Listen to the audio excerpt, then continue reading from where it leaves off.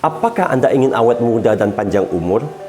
Memiliki kulit yang mulus dan kencang walaupun sudah memasuki usia senja? Namun bagaimanakah caranya? Apakah ada cara yang tepat untuk mendapatkan semua itu? Jawabannya adalah ada.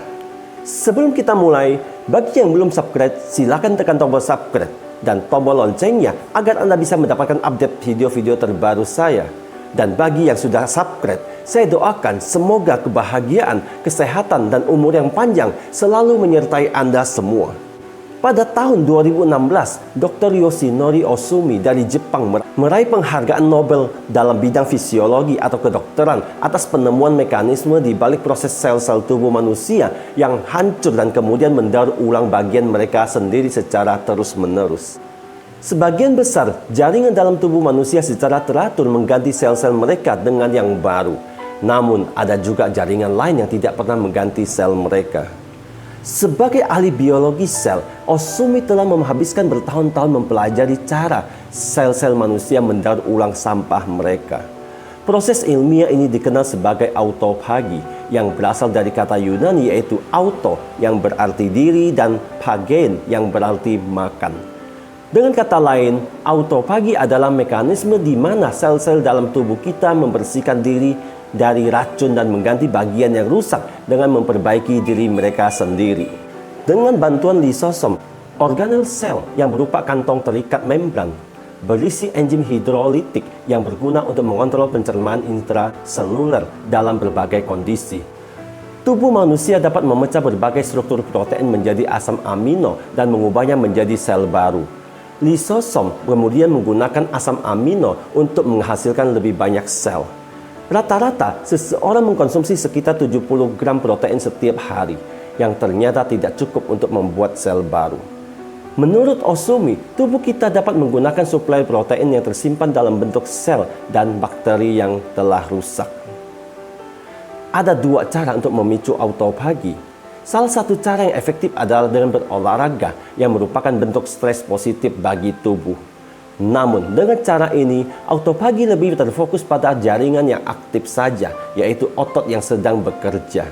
Misalnya, jika Anda bersepeda, hanya akan memicu autofagi pada tubuh bagian bawah saja. Kalau kamu angkat barbel, hanya memicu autofagi bagian atas, khususnya bagian lengan.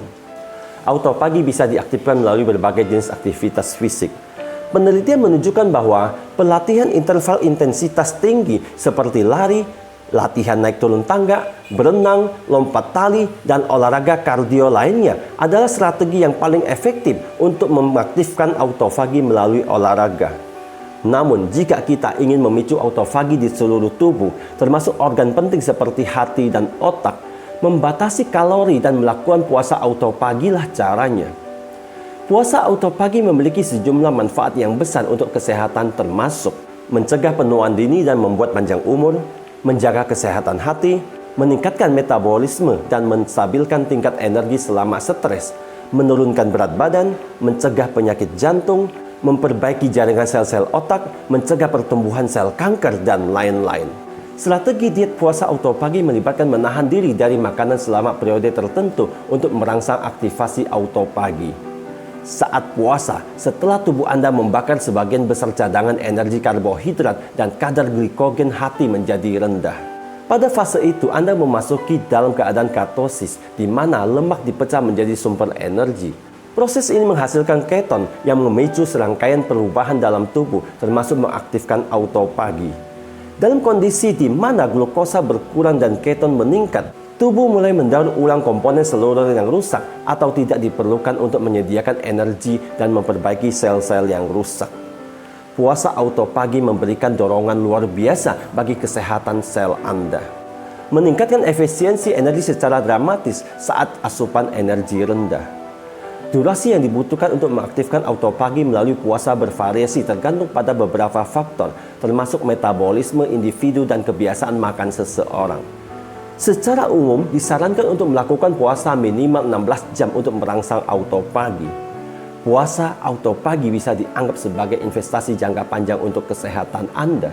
Anda bisa melakukan puasa secara teratur selama 16 jam secara rutin, misalnya 1 minggu 1 kali, Atau Anda juga bisa melakukan puasa lebih panjang namun lebih jarang, seperti 48 jam sampai 72 jam, namun hanya beberapa kali dalam setahun untuk mengoptimalkan proses puasa auto pagi. Jika Anda ingin mengkombinasikan kedua pendekatan tersebut juga tidak masalah, asalkan dilakukan dengan serius dan sesuai dengan prosedur yang disarankan. Perlu diperhatikan bahwa puasa dengan durasi yang lebih lama belum tentu cocok untuk semua orang. Jadi sesuaikanlah dengan kemampuan dan kondisi diri masing-masing. Jika Anda mengkonsumsi obat tekanan darah atau obat penurun gula darah, Anda harus berkonsultasi dengan dokter sebelum mencoba puasa lebih dari 16 jam. Inisiasi auto pagi seringkali terkait erat dengan perubahan metabolisme tubuh yang terjadi saat transisi dari pembakaran glukosa dan glikogen ke pembakaran lemak dan pembuatan keton. Ketika level energi turun, proses pertumbuhan sel dan sintetis protein yang diatur oleh mTOR dihentikan sementara. Saat itu auto pagi mulai aktif. Pertanyaan adalah, saat puasa auto pagi apakah boleh minum? Saat Anda melakukan puasa untuk tujuan auto pagi, menjaga tubuh tetap terhidrasi sangat penting. Namun tujuannya adalah puasa murni dengan asupan 0 kalori. Untuk merangsang auto pagi, disarankan untuk menghindari stimulasi seperti kafein, minuman yang mengandung gula, serta pemanis buatan dan minuman berkalori.